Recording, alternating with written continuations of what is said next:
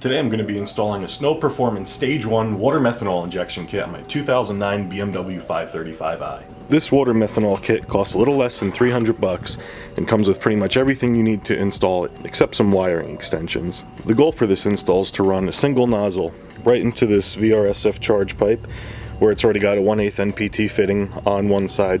There's another on the other side. Since I only have a nozzle that's just one size with this kit, I'll just be installing the one nozzle for now, and maybe eventually upgrading the two in the future. Since we'll be removing some trim panels, such as the sidekick panels on the driver's side of the car, I'd recommend getting an auto trim molding tool set. One of these things are plastic. They won't damage any of the plastic trim on the inside when you have to go and pull it all out. Looking inside the trunk, I plan on mounting the tank and the pump somewhere around here on this side, and then running all the lines right through there, which means we're going to need to remove the back seat for this job. Removing the back seat on the E60 is a relatively simple process. Just kind of pull up on both sides, yank the seat out. It's probably a good time to vacuum it as well. You're going to need to remove these big bolts with a T50 Torx. This one here and that one on this side of the seatbelt there as well. You can remove these side seatbelt ones just to pull this out a little easier, but it is not necessary to do. Where you remove the two big bolts and the seatbelts, there's going to be a T30 underneath there, and then one on the other side. That'll have to be removed, both of them as well.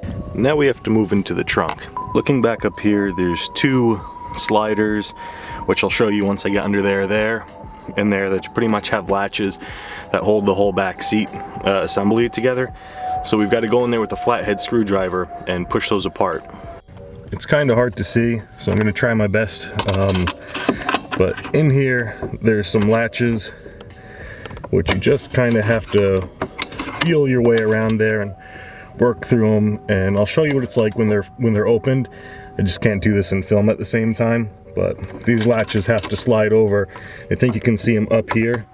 Those will move, and then this whole back seat thing just kind of goes up, and then we'll be able to remove it once both sides are open. All right, so both the sliders are moved, and now you can see that the back seat is able to wiggle a bit.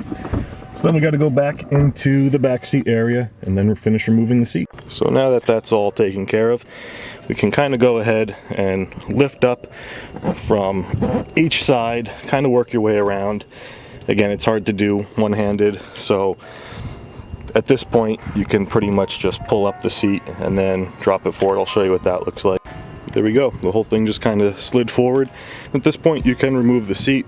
I think I might be able to get away with leaving it in there for this install, but we'll see. Next up, I'm going to start removing some trim pieces. There's a Phillips head screw right there, which has to come off in order to get this trim piece off. Once you've unscrewed that, this whole panel can be pretty much pried up.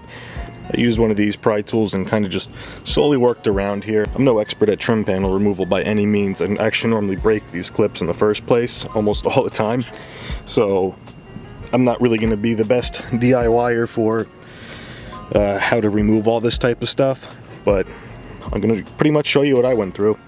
Next, I'm going to remove this piece in the driver's side area, because you have to remove it in order to remove this trim piece. And yes, my car is definitely a mess. I'm going to get it cleaned before impact, nice and detailed and everything. And then eventually we're going to move on to this panel, and I'll show you how to do that. It involves unscrewing kind of everything up underneath here, so we can pass the wires and everything else up to the front. In order to remove this piece, there's a screw in there.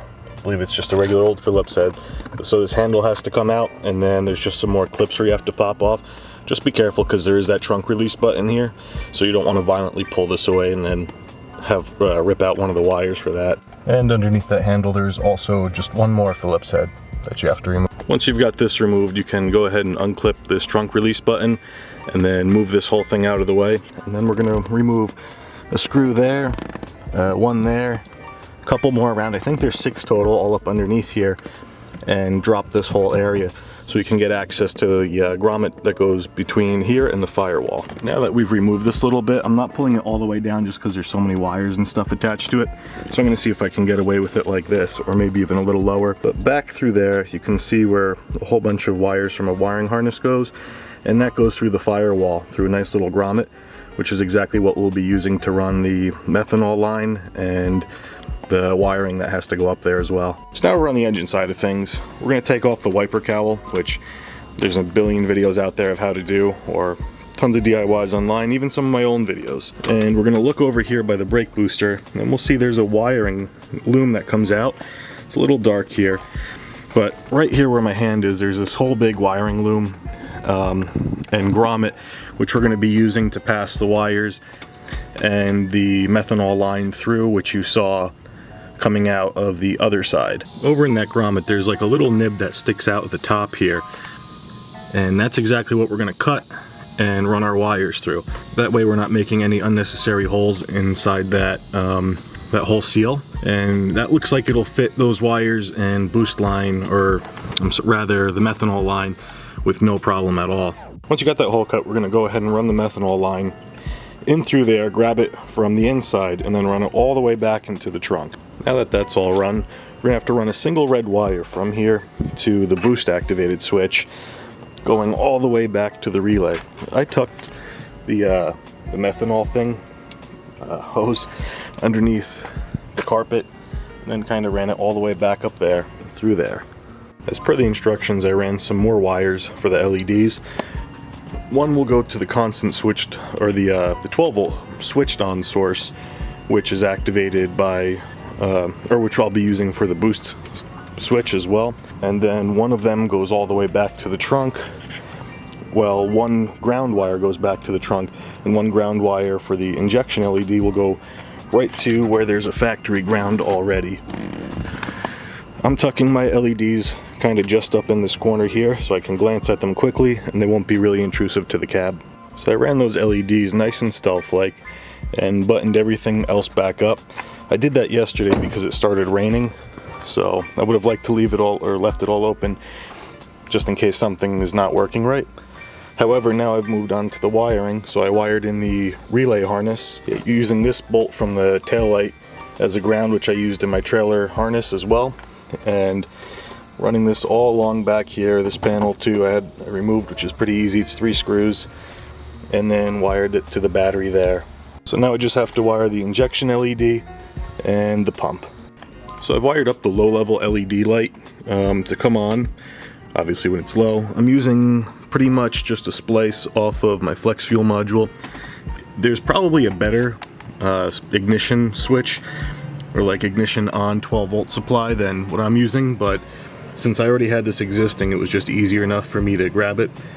If you're interested, it's a green connector in front by the DME, and it's the wire closest to the center that has that ignition on power. So unfortunately, I realized I didn't really film a good outro for this. It was like a day or two after it was M-packed, and I just had to rush to get the car done at all costs. So pretty much that's gonna be it for this video. That's the whole install.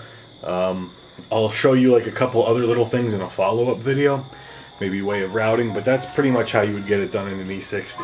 However, the next video is going to be a comparison video between what it's like to have the intercooler on, what it's like to have the meth injection on versus off, and the difference, a rise in temperatures. And it's also going to be a follow-up video to an intercooler install video I did like 2 years ago or something. I get so many questions all the time about, is that intercooler good or is that intercooler bad? And that's terrible intercooler. Don't buy that. That's probably in the description of the video already. Yeah, link to that video will be in the description down below, and that'll be a cool follow-up because I wanted to post a video of that years ago and I didn't, so make sure you stay tuned because that's going to be one of the next videos coming out. So thanks for watching. Make sure you give this video a thumbs up if it was helpful for you, if you liked it, share it with a friend, and remember, as always, keep it foul. Oh yeah, hit the subscribe button too.